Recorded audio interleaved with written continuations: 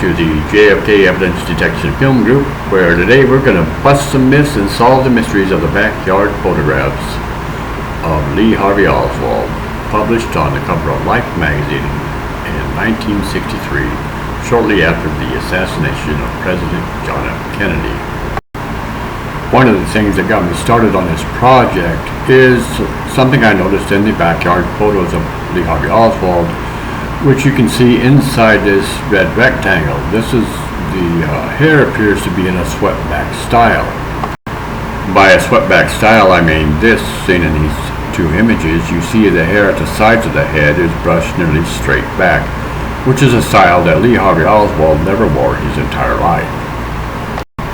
Because of this swept-back hairstyle, when I first started this project, I tried to use people with similar hairstyles.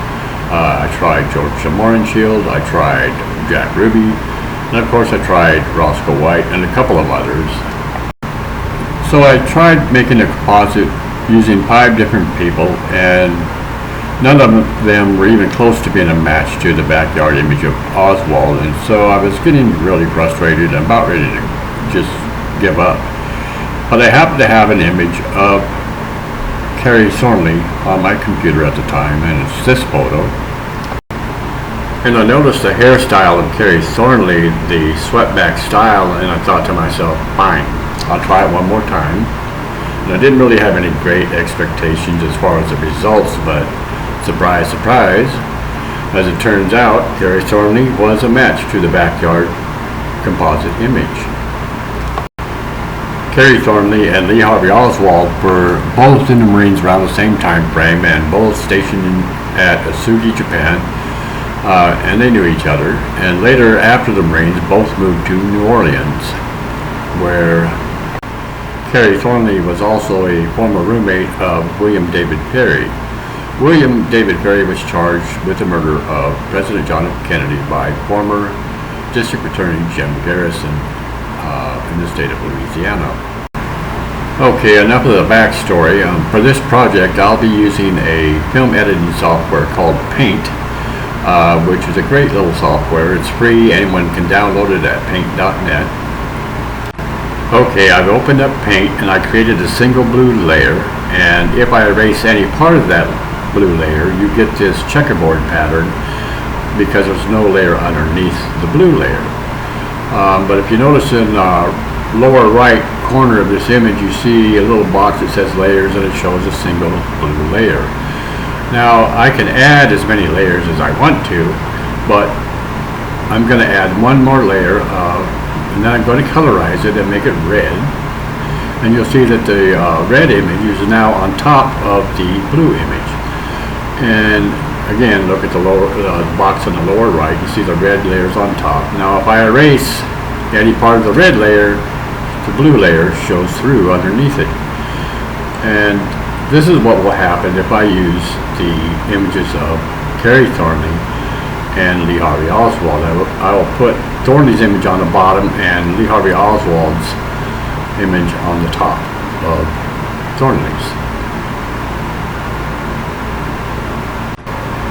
Okay, I've opened the image of Carrie Thornley, which is going to be the bottom layer, and then I have to add a second layer, which will be the image of Lee Harvey Oswald that I cropped from the backyard photograph. And if you notice, when I add this image, when I move the image of Oswald, it's going to cover up Carrie Thornley's because Oswald's image is on top of Thornley's. It's the top layer. So now what I have to do is resize the image of Oswald to get it to match as closely as possible that of Carrie Thornley, and I'll also have to adjust for the slight tilt in Oswald's head to match Carrie Thornley's.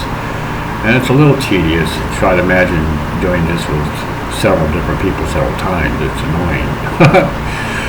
But anyhow, once I get the images sized and matched up, what I'll be doing is using the eraser tool to erase parts of the Oswald image, which will uncover parts of Carrie Thornley underneath. And